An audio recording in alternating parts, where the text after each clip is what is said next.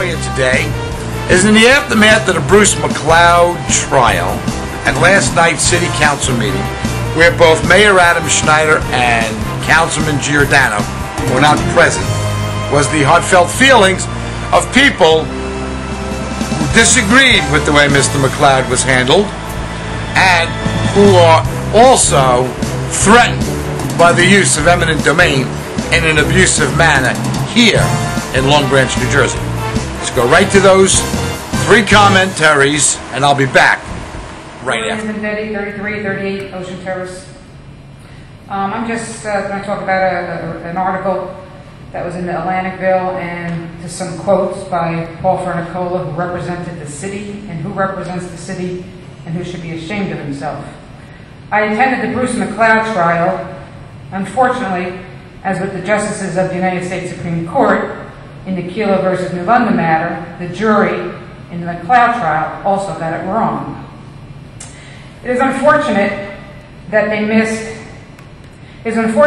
were misled and not provided with all the facts of this case. Just as it was a travesty to forcibly remove Mr. McLeod from his home under eminent domain abuse, his trial was also a travesty. Why didn't the judge allow his attorney to talk about the houses to the north of McLeod's property, which obviously everyone knows is Matosa? Why didn't the judge allow his attorney, why didn't the judge allow the jurors to visit the site, as is the procedure in many compensation cases? And why did the judge allow McLeod's first attorney's appraiser to testify? In my line of work, that's called attorney-client privilege, and it's used in preparation of litigation only. It's not used against someone at his own trial. These are only a few of the issues I picked up on in my layman's opinion, which would seem to be very strong appealable issues. I just wonder how many more there were during this trial that I didn't pick up on. Mr. Paul Fernicola, representative of the city of Long Branch in this trial against Bruce McLeod, he represented the city, and he represented the city when he made these following quotes. I think he, McLeod, was used by some of Matosa as the poster child who was cheated by the city. Quote, in the last 3 years, they, Matosa, tried to turn this into a case about redevelopment law. Mr. Fernicola should get his facts straight before he spurts his accusations out of his mouth. Bruce McLeod was never used by Matosa. I have no idea what Mr. Fernicola is alleging as he represents the city in these quotes. Bruce McLeod has walked in our rallies, spoke at city council meetings, and supported Matosa all on his own, as a man and as just as many independent residents of New Jersey have. Mr. McLeod supports anyone involved in the abuse of eminent domain because he doesn't want the same thing happening to them that has happened to him. He's not a puppet. He was never a poster child for Matosa, and we certainly never used him, as Mr. Fernicola is quoted saying. Mr. McLeod is his own man, and he continues to stand for and fight for what he believes in. That someone's home should never be taken from them for someone else's private benefit. I'm proud to have him as a supporter. I'm proud to have him as an eminent domain activist. But most importantly, I am proud to have him as a friend. If many more of us was as diligent and rock solid in our beliefs as Bruce McLeod is, maybe we all wouldn't be where we are today, with the government able to take away someone's home whenever the heck they want to. What happened to the American dream?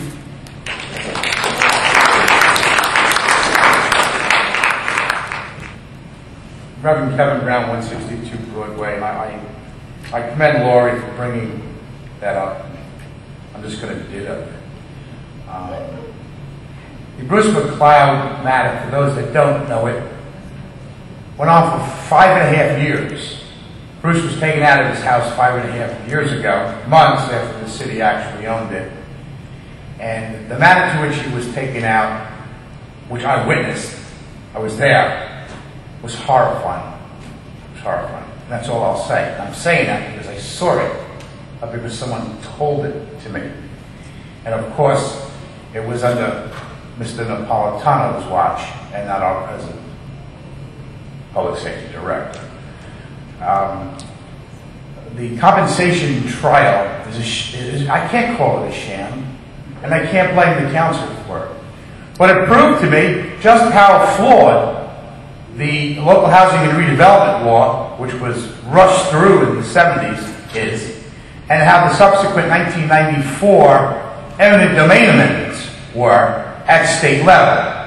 What I find almost so difficult for this council not to have embraced is that there were other redevelopment startups in the 80s that didn't really get as far as the city had hoped. It's before your time. But those of us that had to study an issue because of the threatening of our property and our rights had to understand this and learn it so we could devise a protective strategy against all odds. But the I think it was 76, I'm sure Mr. Aaron knows the exact date, was rushed through in the midnight hour as Mr. Riskin testified at the Commerce Committee last year. The 94, interestingly enough, amendments permitted the abuse, which is abuse, to be legal abuse. I find it rather interesting that the motivation to then go back after the oceanfront didn't occur until after that amendment in 94. And now I fully understand why the election between Adam Schneider and John Pallone was such a heated and pivotal moment in the history of the city of Long Branch. You can look dumbfounded if you want, but to be able to pull someone out of your house, Mr. Woolley, and not fully compensate you until 5.5 years later, it's the same thing they did at Wounded Knee. Only they didn't kill Bruce and everyone around him. And let me tell you something about Wounded Knee. It took 90 years for the United States Supreme Court to say that was wrong. And the Lakota Nation was awarded $91 million for their troubles. But the Lakota Nation decided not to touch the $91 million. This ain't enough. Also, let's not forget Pole Town, which took 20-some-odd years to determine it was wrong. But no one from Pole Town was alive to make right after that famous act. I am so thankful that the Supreme Court of the state of New Jersey finally answered a question that Mr. Aaron and I debated 2 years ago about I&R in the community issues and referendum. They ruled that the people do have the power to recall ordinances and resolutions. And I am publicly announcing tonight, anyone in the city, and I hope the papers pick this up, would like to sit down, because if we could recall your ordinances from 1996 and the subsequent ordinances and resolutions in 2001, which empowered Broadway Arts, that's what we'll recall. You have 1 more minute, Mr. I thank you.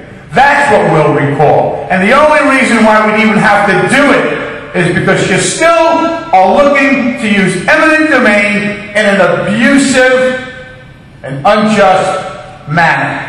I had a designated developer of the area that threatens me say to me and my partners, don't worry about him. We're going to just yank him out of the building, take that building and knock it down. And it'll be years from now. If you don't want that to happen to you, come and sit down with us now and get what you can get today rather than 10 years later. If you don't see the abuse of that, then you shouldn't be sitting there. And as a minister, I'm not supposed to get like this. Well, you know what?